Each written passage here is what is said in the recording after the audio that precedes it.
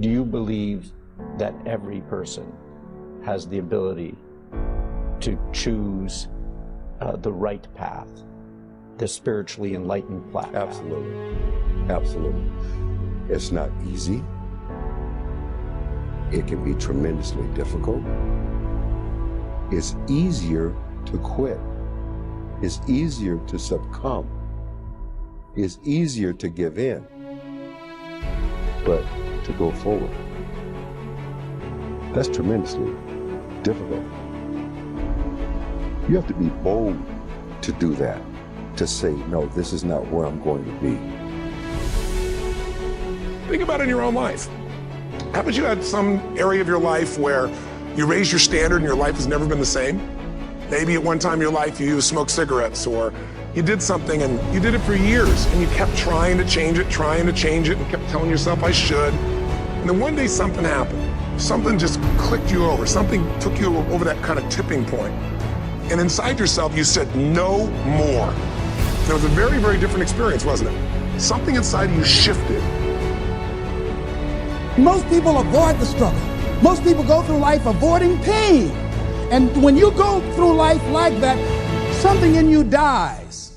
Something in you that you never activate is lying dormant in there, that you never get a chance to call on because you have not challenged yourself. Somebody said the land of familiarity belongs to the dead.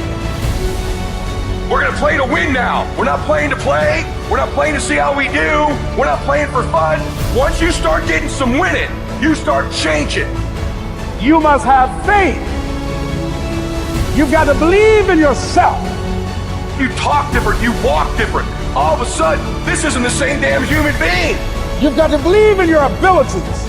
You've got to believe in your service, your company, your ideas, unquestionably. You've got to have faith, and that faith gives you patience.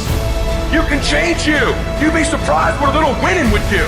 You'd be surprised how good you'd be if you just decide to win.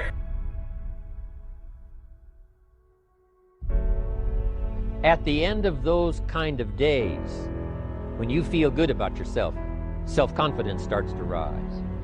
You know that if you can have this kind of a good day, you can have another one the next day, and those days become the weeks become the months, and the month becomes a powerful year. Self-confidence comes from the lack of neglect. If you will not neglect to do the small daily disciplines, that's where self-confidence comes from. Everyone takes the limits of their own vision for the limits of the world. Arthur Schopenhauer.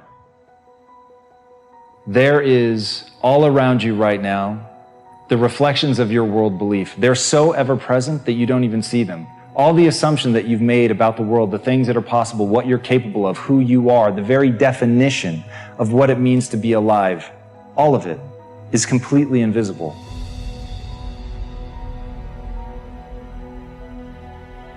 So whenever you feel like your professor or teacher has lost their mind because they're overwhelming you with a workload that seemingly will take up all of your time, I need you to pause and recall the reason why you made the choice to invest your time.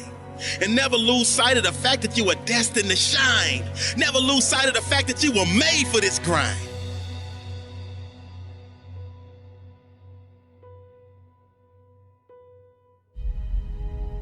You have to see past limitations and see only potential. You can't be looking at what the chances are that you're going to get through something. You have to know in your heart of hearts, somehow, some way, you have prepared yourself well enough. You will get through this moment. You will find something on the other side. So accept the responsibility. See yourself as primarily responsible for your outcomes and your experiences.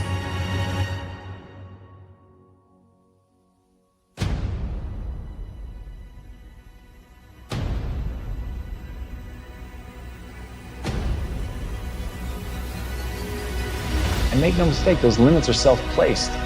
And for the people that are willing to push that, for people that are willing to go beyond that, for people who understand there are things in this world that they're prepared to die for, and it is the thing that they put at the center of their life. It is the thing that they are living for.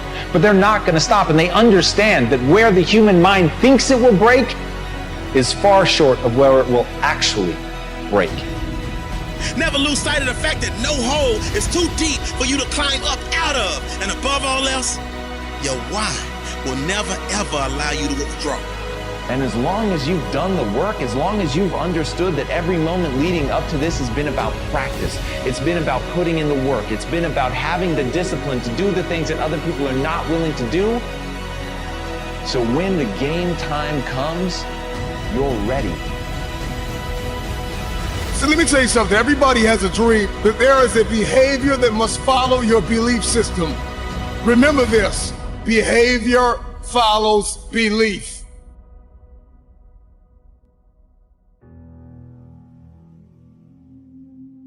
I spoke at an education summit for Microsoft. I also spoke at an education summit for Apple. At the education summit for Microsoft, I would say that 70% of the executives spent about 70% of their presentations talking about how to beat Apple. At the Apple Education Summit, 100% of the executives spent 100% of their presentations talking about how to help teachers teach and how to help students learn. One is playing this way, and one is playing that way. One is playing finite, and the other one is playing infinite. Guess which one gets frustrated. So at the end of my talk at Microsoft, they gave me a gift. They gave me the new Zune when it was a thing. And let me tell you, this thing was spectacular. It was the most elegant piece of technology I'd ever used. The user interface was incredible. The design was spectacular. I absolutely loved it. It was easy to use, and it was bright and gorgeous and fantastic. It didn't work on iTunes, which is a different problem, so I couldn't use it, but it was amazing. And elegant. My God, it was elegant. So I'm sitting in the back of a taxi with a very senior Apple executive, sort of employee number 12 kind of guy. And, you know, I like to stir pots. So I turned to him, I said, you know, Microsoft gave me their new Zune, and it is so much better than your iPod Touch. And he turned to me and he said, I have no doubt. Conversation over.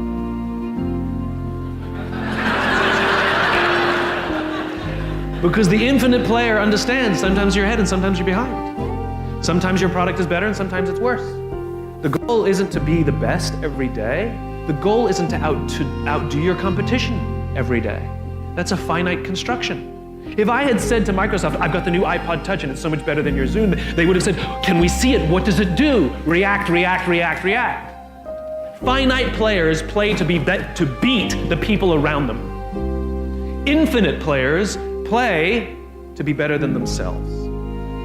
To wake up every single day and say, how can we make our company a better version of itself today than it was yesterday? How can we create a product this week that's better than the product we created last week? We also have to play the infinite game. It's not about being ranked number one. It's not about having more followers on Twitter than your friends.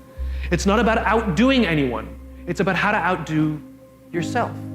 It's not about selling more books or getting more TED views than somebody else. It's about how to make sure that the work that you're producing is better than the work you produced before. You are your competition. And that is what ensures you stay in the game the longest. And that is what ensures you find joy. Because the joy comes not from comparison, but from advancement.